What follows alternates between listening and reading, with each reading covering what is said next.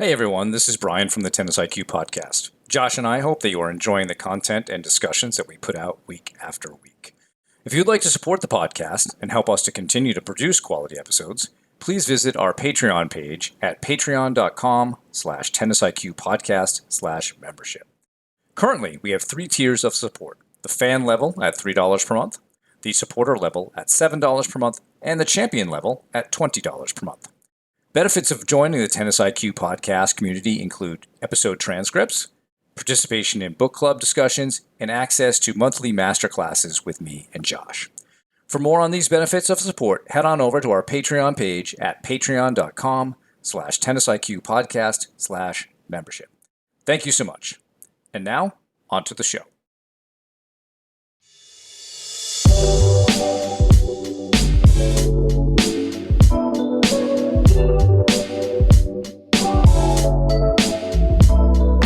Welcome to the Tennis IQ podcast. I'm Brian Lomax. And I'm Josh Berger. In today's episode, we are going to discuss how players can really take charge of their time after a match to hopefully learn from that experience. We want to be at a point where rather than playing a match, having a certain outcome for a certain reason, and that in the next match or the next tournament having the same thing happen, we want to really try to get to the point of being able to learn from each experience that we have, positive, negative, or otherwise. And there's generally a mix of all of that within each match, within each performance. So in this episode, we'll talk about how tennis players can really try to learn more from their matches, including some specific questions that they can discuss or either think about by themselves, maybe discuss with a parent, maybe discuss with a coach, and we'll discuss. We'll talk about maybe some of the pros and cons of those discussions as well, and then we can talk about how to facilitate some of those either conversations or some of those points of reflection after a match. And what I think our goal is to give players is some specific things that they can take away from this episode that they can use after a match. I think after a match, Josh, one of the challenges is learning to ask yourself positive questions. I think there's an art to doing this well, and if we bring it back to our definition of what it means to be competitive, a part of that definition was that you see competition as a means of learning and improvement. So we're always trying to build on what we just experienced so that the next time we go out, we have learned something and we can implement hopefully some updated, improved actions, thoughts, tactics, etc. So we're constantly practicing, even in competition. We're practicing, we're improving, we're learning. So I do think there's an art to asking yourself some good questions here that enable you to move forward and enable you to learn, as opposed to what I would say more commonly do is look for what went wrong, to focus more on the negative aspects of things, to think about your weaknesses. And those things, while they may have some value, you might come out of the debrief process a little deflated about what has happened. And then I think it's also important, Josh, that we emphasize going through this exact same process for wins and great performances. We don't want to take those for granted. And in fact, that's really what we want to produce more of. And I feel like there are times when certain players don't want to necessarily, or don't feel the need to debrief on a win. Well, that was expected. And they take that more for granted and more or less assume that it's just going to show up the next time. And I think we want to be more mindful that this is, again, a learning and improvement process. And as many great self-help and philosophical people have said in the past, success leaves clues. But if you're not looking for them, you may not see them. So I think we want to make sure that we do that. And I, like you, Josh, think the goal of today's episode is to provide some questions that are great examples. And I hope that people can take notes and use some of the questions that we provide today as examples for what they want to do. There might be certain questions they really like, etc. And so I think that's really the first step is what are those questions? What are some positive questions that we can begin with? Yeah. So I think as we start to think about some specific questions, one exercise that I tend to do with athletes I work with, and I know this is something we've discussed before on the podcast, and Brian, I know you do a variation of this or ask some of these similar questions as well. Is something called a 3-2-1 exercise, and this is really simple exercise. You could do this after any sort of performance, after a match, after a tournament as a whole and reflect in that way, or after a practice, really after any sort of a performance, so to speak, you could use this sort of exercise. So what it is you come up with 3 things that went well, 2 things that didn't go so well that you want to improve upon, and at least one thing that you learned. And I think this is an important exercise to use because, first of all, we're starting with what went well. And there's always things that we can come up with. Sometimes you might finish a match and feel like nothing at all went well. But is that really the case? Even on a day where maybe you didn't play your best, or a day where maybe you lost to a player that you feel like you should have beaten, there's always things that you can come up with. Maybe it's I warmed up really well. I did my preparation before the match really well. I had great sportsmanship, and then everything else crumbled from there. But there's always things that we can find. There could be specific moments in a match where you're really proud, where you're proud of how you handled it. Could be certain elements of your game, for instance, a certain stroke. Could be how you manage your time in between points. These are just examples, but really starting with that point of what are some things that you did well out there. The second piece being, what do you want to improve upon? And there should also always be things here. And I think also the phrasing here is important. It's not what did I do poorly or what did I do wrong, but what do I want to improve upon for the future? And then finding at least one thing that we learned.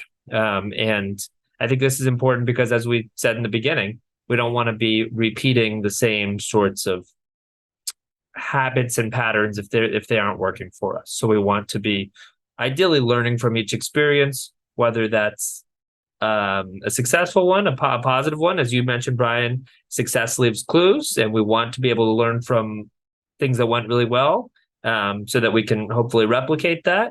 And if things didn't go as well, we want to learn from that as well. So I think that 3-2-1 exercise of what went well, what didn't go so well, what did we learn, is a great starting point. Whether that's an individual reflection, or whether that's a reflection that you're doing with somebody else, whether that's a coach or a parent, whatever that may be. I think that can really be a helpful starting point for players. I agree. And I think, many of the questions I use are similar, Josh, starting off with what did you do well? Sometimes you get one-word answers. I served well, I hit my forehand well. And ideally, we should speak in more or write in fuller sentences. When I work with players, sometimes they'll send me a copy of their journal and I have these questions in there. And it'll just be bullets. And, it's good that you did that, but I think we want to turn it more into writing out your thoughts so that you can develop some insight yourself into that. And I have found it helpful to provide some more context, especially on the first 2 questions. So I phrase them as what did you do well, and then what needs work. To me, the what needs work is a nice way of phrasing it and showing that we're always working on something and we're working for that future we can build on this. So some other details that I add to these questions is I want you to think about physically, what did you do well? Tactically, how about on the mental emotional side? Were there aspects of your character that were positive? So that gets the player to think a little bit more deeply about the performance rather than maybe some of the obvious surface level things. And then the same applies to what needs work. If we are looking at certain things in a positive way, we could even go a little bit deeper and try to find those clues, because the idea of understanding the positive is, can we replicate it more? Can we repeat this more? So I'll ask a question like, how were you able to accomplish these things? Whatever it is. Which is sort of like what Sean Brawley asked Roger Federer right after the 2017 Australian Open. How did you do it? That's a great question, because hopefully the player can come up with some answers to how they were able to do that. Because again, that is about them developing their process, their recipe, their understanding how to create success rather than avoid failure. Another good question, and this is one that I think, one scenario that we didn't bring up yet, is you could do this debrief with yourself. You could do this debrief with a parent, maybe, if you're a junior player, or you could do this debrief with your coach. I've also seen it where we've had two players play against each other and they help each other through that process. So a good question to even ask the other player or ask of yourself is, what did you do that enabled you to win points and play effectively? What did your training partner do to win points and play effectively? What did your training partner, do well today? What were their strengths? And you get a nice dialogue, especially when the players are training partners and they're cooperative, and there's a lot you can learn from that. And then the last question that I'll ask, because not every match necessarily goes exactly to form from beginning to end, what positive adjustments did you make, if any? Did you have to increase your energy level, or do you change your footwork? Did you change the dynamic of the match, moving closer to the baseline, something like that? And then you can also, lastly, I guess, bring in the different stages of the sets. How'd you handle the beginning? What did you do well there? How did you handle the middle? What happened? Were you on serve? Were you up a break, down a break? How did it go toward the end of the set? How did it go in tiebreakers? And you can, again, put all these questions there, and just gets a little bit of a deeper analysis on the part of the player so that they can begin to understand. Because I think a big part of this question and reflection piece is we want players to develop their coaching voice. And tennis is obviously unique in that you are, in most circumstances, the coach. And if you're not good at that aspect, then it will be harder to make adjustments. And so that's part of the learning is, I should have changed this earlier, or I should have changed this, whatever. Now we can take that and move on to the next match.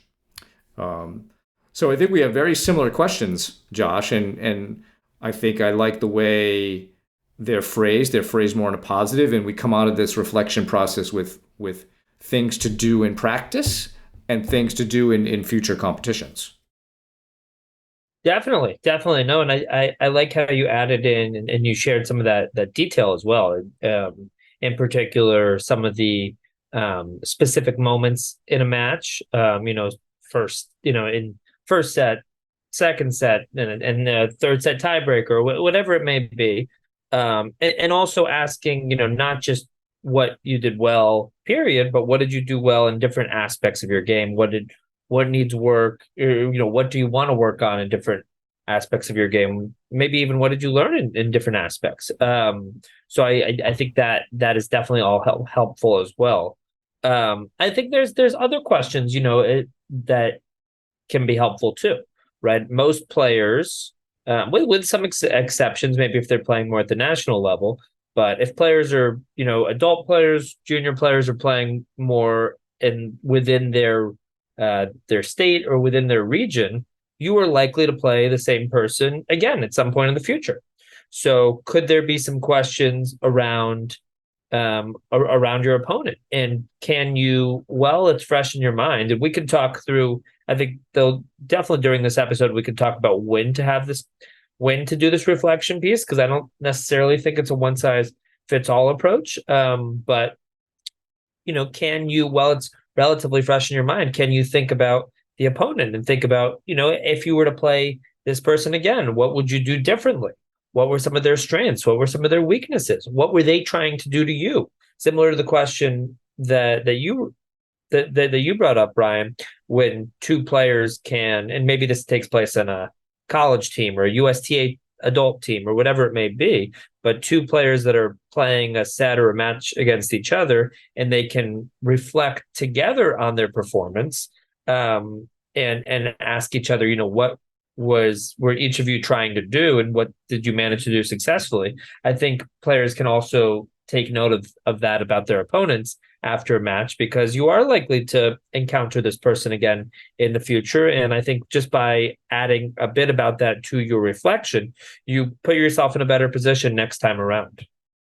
Definitely. And I think that's when we look at journaling type things, you're a big fan of Brad Gilbert's Winning Ugly, and he talks about that being a separate journal, the one of about your opponents and understanding their game plan, so that the next time that you play them, you at least have some idea.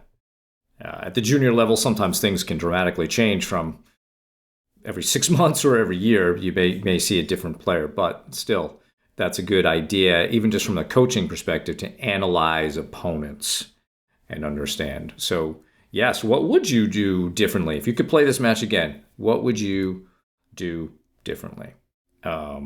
I've noticed that also comes out a lot in some of the other questions, but it's good to restate it in that way, that they would do something differently.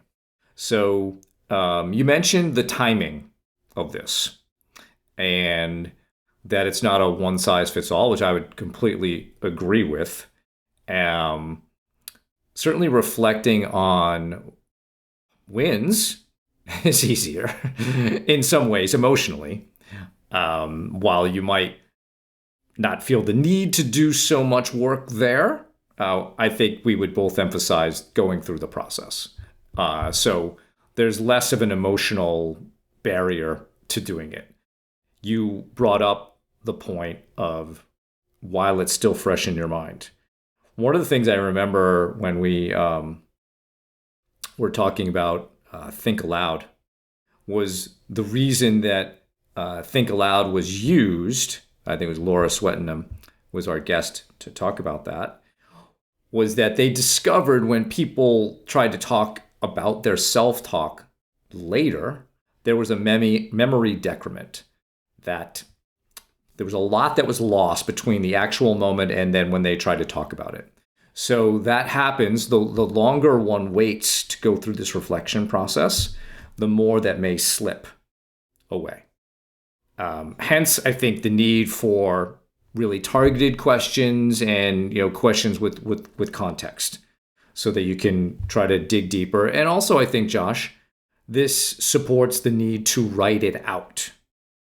Writing brings more insight, and sometimes even as you begin writing, you don't know where you're going to end up, and things may just appear. So really, I'm a fan of writing that stuff out. So on the loss side, there can be more of an emotional barrier to doing this. Can be, not always. So what's ideal? I think from a memory decrement perspective, if you are the player, you'd want to get this done within 24 hours of the match. If it still stings a lot, maybe that's okay. But what we're really trying to prevent here is that you kind of forget what is happening or what happened out there. So I guess I'll stop there, Josh, just to see if you have thoughts on the timing, maybe what you have noticed would work best for some of your clients. I think within 24 hours is a good guideline. I think it's a bit of trial and error that can be helpful here. I find that particularly at the junior level, this conversation, and it's often a conversation between a parent and a child, often takes place too soon. and it's often takes place right after a match, and maybe it's in that car ride home, that famous or infamous car ride home where these conversations tend to take place. And I think that is often, almost always, too soon, right? And I think it makes sense why the conversation does take place then. That's the generally the first time, let's say a player has lost and they're driving home from the tournament, and the parent or parents are, went with them to the match, and they were watching and they have a lot to say. And sometimes that's more on the side of what went wrong, what they should have done differently, that sort of thing. Even in a win, that can happen. Definitely. Definitely. Oh, this was 6-3, 6-3. It could have been 6-0, 6-0, right? If you had done this differently. But as we all know, tennis is a very challenging sport, and it's really hard being out there, and a lot easier being on the outside, watching and saying what somebody could have done differently. So I find oftentimes those car ride homes are challenging. I think they can be a point of arguments, certainly, of definitely some challenging moments. And I think oftentimes that is too soon to truly reflect, because emotions are still high, especially if a player lost or they didn't play their best. They can be really frustrated. They can feel hurt. So oftentimes I think that's too soon. So it could be later that evening. It could be the next day. I think, yeah, keeping it right around that 24-hour mark is good, because if you're trying to reflect days later, yes, you probably won't remember all the details in the same way. So I think it's, somewhere between, let's say, 2 or 3 hours and that 24-hour mark is ideal. But where exactly you fall in there, I think it all depends. And I think it does take some trial and error. There sometimes can be, somebody tries to reflect and maybe they don't feel ready, or they try to reflect and they don't remember everything. And then it's like, okay, maybe we adjust and we figure out what works best. But I would just, I would caution people from trying to reflect too soon, whether that's a parent and a child, whether that's a coach and a player of any age, even individually. I think you need time to digest whatever happened out there, and then take the time to really go through it, and to have some of these structured questions, and be able to write those out for yourself ahead of time and have those written out and planned out, I think is really helpful. So, not doing it too soon, but also not waiting so long that you're struggling to remember. So I think there's a bit of trial and error that can take place to really find what that sweet spot is for you. But it's something that can be scheduled, right? I also find sometimes people forget to really go through that process. They play the match and maybe they don't, especially after a loss, they don't want to reflect on it or think about it. And maybe they never do. So can it be something that's scheduled? Can it be on your calendar, for instance? Can it be, you set a certain time, you set a reminder on your phone. Okay, this is the time. And it doesn't need to take a really long time to reflect on that match. But having it in the calendar, having it planned out, I think can really do a lot to make sure that it happens, and make sure that it happens, in an appropriate amount of time, where you're giving yourself enough time to digest, but not enough time to forget too much about it. And if this process is going to be with a parent or coach, and it's going to be more of an interactive process where the player hasn't had the opportunity to write it out, I think it's important to stress that the player should go first. Very often we see, especially parents, telling the player what happened. And I know we both know this happens, because we'll meet with them, and then they'll say, well, my mom said this, or my dad said that. And they're just completely taking in what their parents said. And the problem with that is they're not analyzing themselves. They're not developing their coaching voice, their coach in their mind. And what's to say their parents are right? They may not be. We don't know the experience. Sometimes the parents are not great players. They're not coaches. So is what they're saying necessarily on point.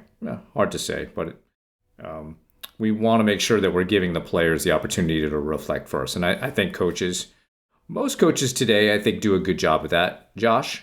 Um, when I've been in some three-way conversations with players when I've been at an event, and I've seen coaches turn it over to the player first, because really they're the one out there experiencing it. And as we know, everyone's experience of competition and what happens is unique and is their own. It's not for us to be able to know how a player actually experienced what went on. And if we start, then we're assuming we do know to some degree. So I think that's a caution for parents and coaches is to let the player go first, because they're the one who actually experienced it through their lens of competition and challenge and how they think. So that's important. And you brought up that it looks easy from the sidelines. That's another caution, especially for parents, is that this is not easy. I did a talk recently at a 10 and under tournament here in Massachusetts, and I suggested that we as players be able to go to their places of work and stand around them and criticize them all day long and look at their job and how they're doing. And the parents laughed and so forth. And I got my point across, is that very often as parents and coaches, we need to have more empathy for what is going on out there, because just signing up for a tournament or even to play a match takes a lot of guts, especially in today's internet age where your results are generally posted online for everybody to see. Everybody's going to know. So we have to recognize that, and we have to recognize that what they're doing, playing under pressure with this uncertain outcome, is very difficult. And so when things go wrong, it's not like you should have done this. It could be more, well, what was happening? What were you thinking about? What was happening in your mind? How did you experience this? So that we can, if we come at this more with empathy as a coach or a parent, we can make this a more positive conversation. It's not about being judgmental. It's about understanding. And then, okay, how could we learn from that? How could we change something there? Then I think as a player, you also feel more supported rather than judged, rather than maybe, love is conditional on whether I win or lose. That's a pressure point. A lot of these players feel pressure about that. They may feel pressure about how much their parents are spending. A lot of things going on out there that if you're not empathetic with that piece of the equation, you may miss it. You may miss an opportunity to address something that could be taken care of in that moment that will help performance in future competitions. Definitely. And I think you're bringing up a really important point here that, particularly for junior tennis, there is pressure, and that I think that pressure can come from different places. But I think a lot of it is self-imposed, and players are thinking about, the time, the resources, the money, all of it that's being put in from their parents. And they're saying, okay, now I'm supposed to win. I have to win. I should be this UTR because people are telling me I should be at this UTR level. I should have beaten this person. And they have their own goals, right? So then after a match, especially maybe after a disappointing match, all of that's going through their head. And that's tough. And I think, one of the big things I try to do, and I think the same is true of you, Brian, is, try to help players find ways to take some of that pressure off. And I know, actually, I think we'll do an episode on that at some point soon. But, there's a lot of pressure out there. Then people put pressure on themselves. People have pressure, from others. And that's a reality. And that's not just true in tennis. That's true across sport. That's true in other areas of life too, of course.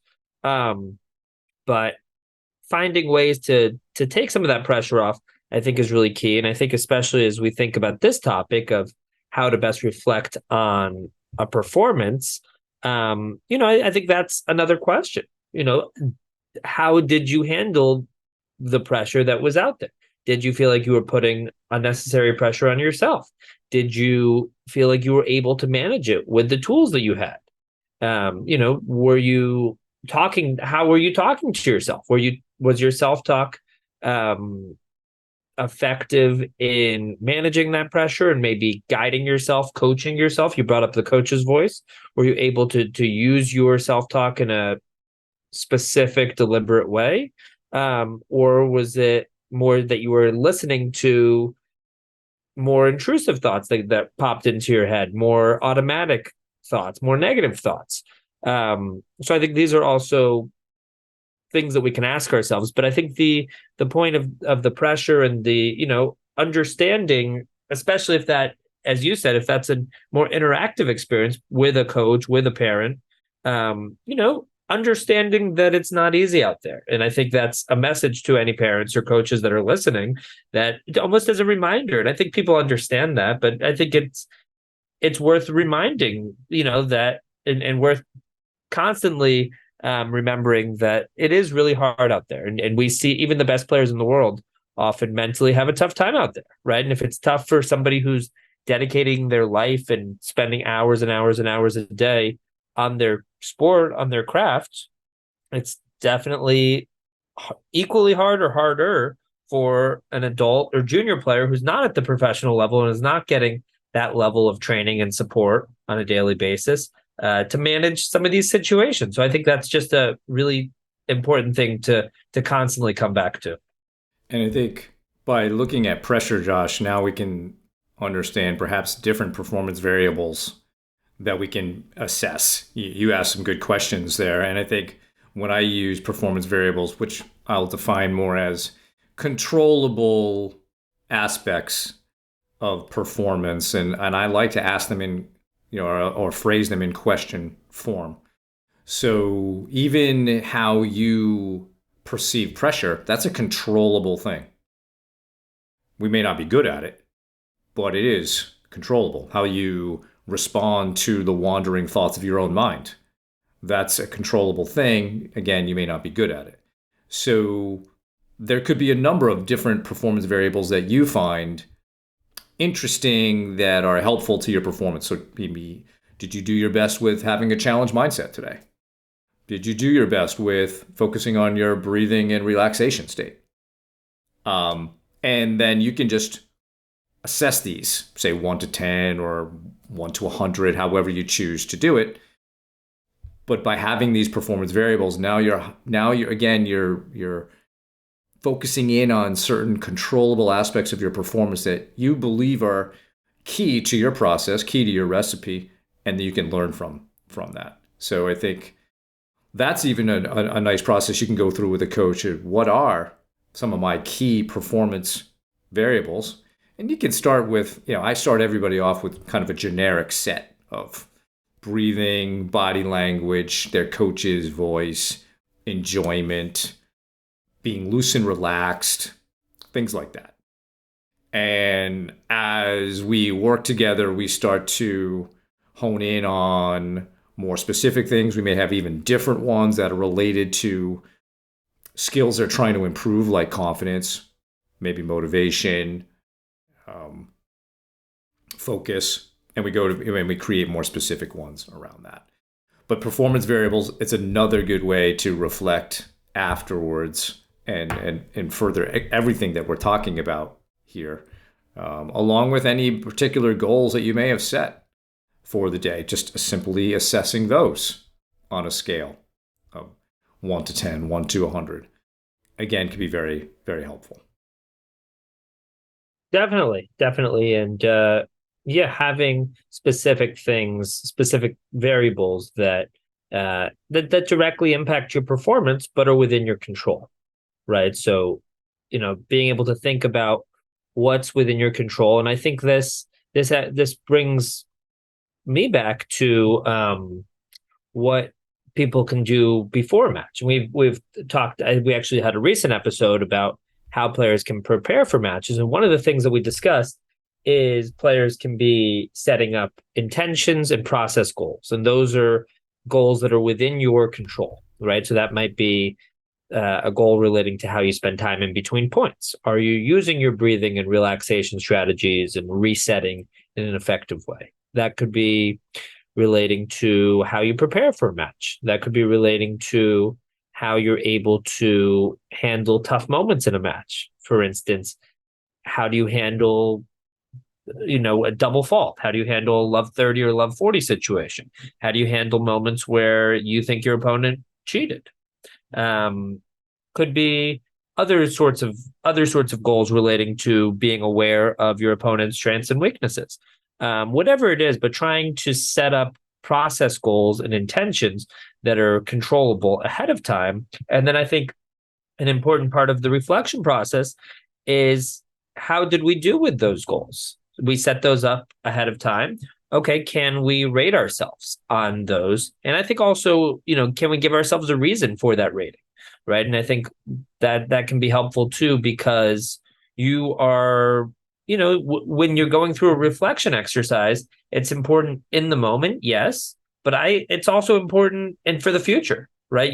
This is something that you can look at in 3 weeks, in a month, in 6 months, and think back about, a particular match. And especially if you keep it in an organized way, whether that's digitally, whether that's in a physical notebook, whatever you choose to use, having something that you can refer back to. So being able to, reflect on what your main goals were for that day. How do you rate yourself? Why as well? And then be able to, have that as a resource that you can look back to. Maybe you play that player again. Maybe you want to, maybe you're feeling nervous or anxious going into a match and you want to think back to a particular match that went really well, where you did a certain aspect of your performance really well. And you can, go back in your journal, go back to a particular match and read through it and be reminded of some of the specifics of that match. But again, that can only happen if you're putting in the work after a match to keep track of it, to note down some of these specific things and answer some of these specific questions that we've talked about. So I think my final thought on this, Josh, is that it's important to remember competition is a process of learning and improvement, which is why we want to do this reflection process. And I would definitely advise writing this out in full sentences and paragraphs so that you gain insight through that process. And that's, and that may be challenging for some of the younger ages, but I think the more that we promote that at a younger age, the better one gets at it. It's a skill to write and reflect on some of these things, and that will only help the player. We often talk about tennis being a means of training you to be a stronger person, and that's certainly going to help as a skill. So that would be, how I would like to kind of end my thoughts. I think there's been a good discussion, and I think we've come up with a lot of good questions for people to reflect on. Definitely. I think my the point that I would end on is, you can think of this as an investment. And I think you can think of different aspects of your performance in that way. For instance, your warm-up time, right?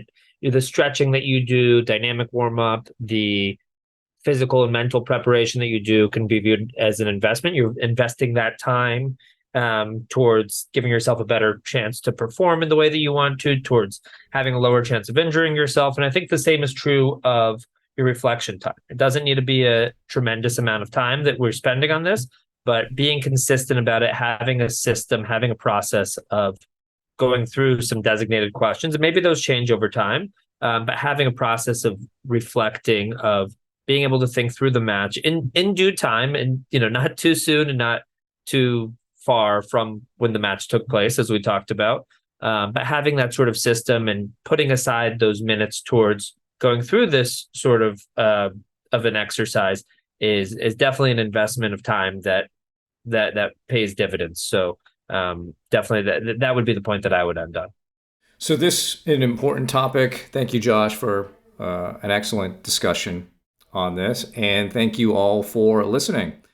For more on today's episode, please check out the show notes. If you have any feedback or questions for me and Josh, please email us at tennisiqpodcast@gmail.com.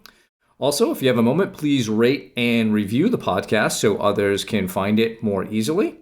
Additionally, please subscribe to the show on your podcast platform of choice, including YouTube, so you can be notified of new episodes. And you can also check us out on Instagram. If you would like to support the podcast, please visit our Patreon page at patreon.com/tennisiqpodcast/membership, where you can learn about the benefits of being part of the Tennis IQ podcast community. Thanks again, and we'll talk to you soon in our next episode.